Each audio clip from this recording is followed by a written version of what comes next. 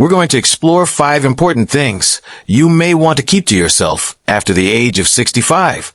These points are not about cutting people out or being deceptive, but about protecting independence, avoiding extra stress, and maintaining respect for your personal boundaries. You may be surprised to learn how much peace can come from holding on to a few private matters. Stay until the end, because understanding these 5 things could completely shift how you connect with your family, giving you more freedom and calm in your later years. Let's begin. Number 1. Financial choices and assets. Money becomes one of the most sensitive subjects as we age.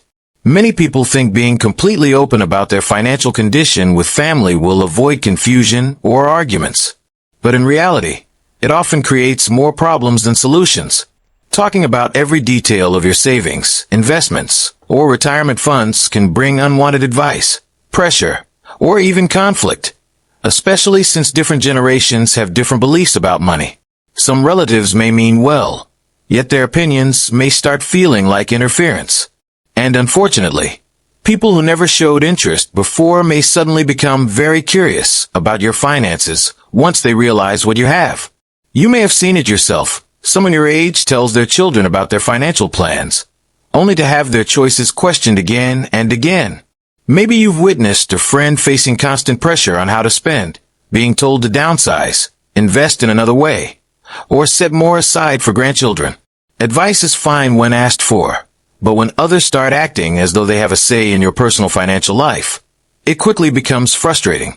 The truth is, once you reveal your entire financial picture, you can't take it back.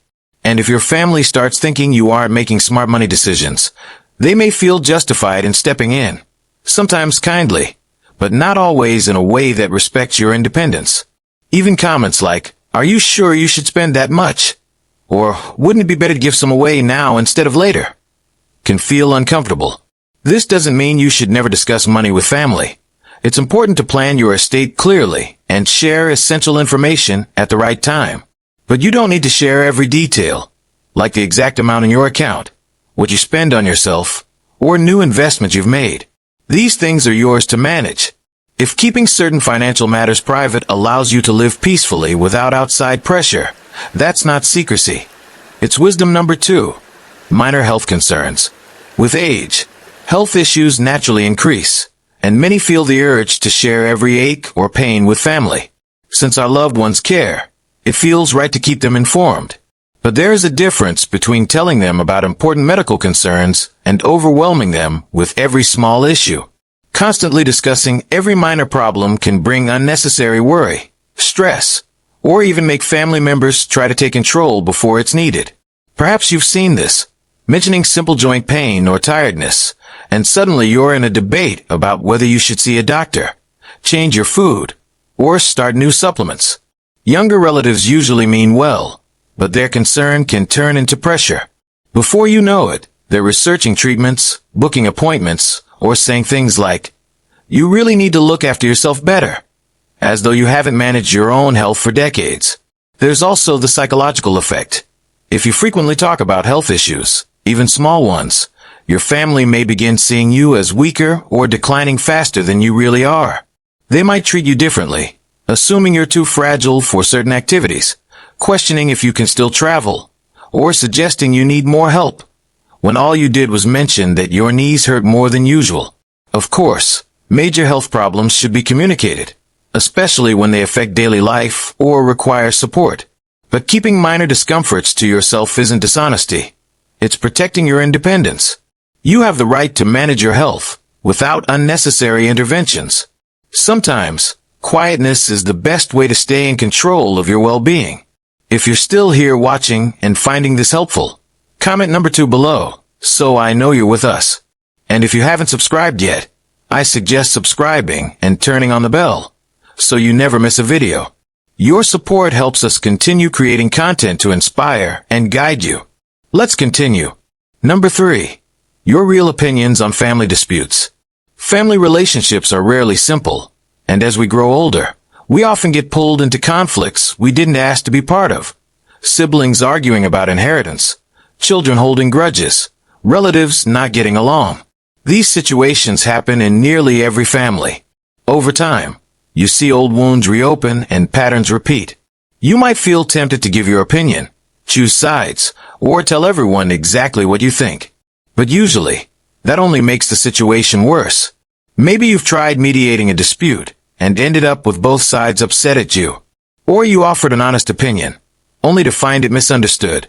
The reality is, family conflicts have a way of working out, or not, regardless of your involvement. And even when they do pass, people rarely forget what was said in heated moments. If you strongly take sides, resentment toward you may remain even after the argument is forgotten. This is especially true with younger family members. Sharing what you really think about a son-in-law, a daughter's parenting, or someone's life choices may feel honest, but those words can stick for years.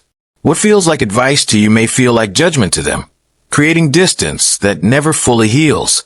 That's why one of the wisest habits after 65 is practicing selective silence. You don't need to pretend problems don't exist, but you also don't need to comment on every situation. Instead of giving strong opinions, sometimes it's best to simply say, "I hope things turn out well," or "I trust you'll make the right choice." This keeps you connected without getting dragged into conflict that isn't really yours to fix. Holding back some thoughts is often the key to keeping peace, both in your family and within yourself. Number 4, regrets from the past. As time goes by, it's natural to think about choices made, opportunities missed, or different paths you could have taken. Regret is something all humans feel, but that doesn't mean it needs to be spoken out loud, especially to family. You may feel like sharing things you wish had been different, such as your career decisions, how you raised your children, or personal life choices. Yet what you see as self-reflection may be taken the wrong way by those closest to you. When parents or grandparents speak of regret, children can take it personally. Saying you wish you had spent more time with family may sound to them like, "I wasn't a good enough parent." Saying you regret not moving cities or chasing a dream can feel like you're saying life with them wasn't fulfilling. Even talking about past relationships or friendships can create discomfort. Family may start seeing you as someone stuck in the past instead of the strong person they've always known. That's why some regrets are better kept private. It's okay to reflect, process, and learn from them, but speaking them aloud doesn't change what has already happened. Instead, it can burden your loved ones with guilt or sadness. The past can't be rewritten, but how you carry it forward is in your control.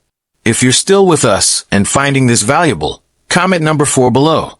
And don't forget to subscribe and turn on notifications so you won't miss future content. Your support inspires us to keep creating helpful videos for you. Let's move on. Number 5. The full details of your financial situation. Money is complicated in every family. It can unite people but also create distance and conflict. As you age, you may feel the need to share how much you've saved, what you plan to leave behind, or even struggles you're facing. While some matters should be discussed, being too open often causes more harm than good. Revealing too much can change how people see you. If your family learns you're financially comfortable, some may quietly expect help or hint at inheritance. If they hear you're struggling, they may worry too much, or even question your decisions. Either way, money can shift relationships in ways that are hard to undo. There's also the issue of independence.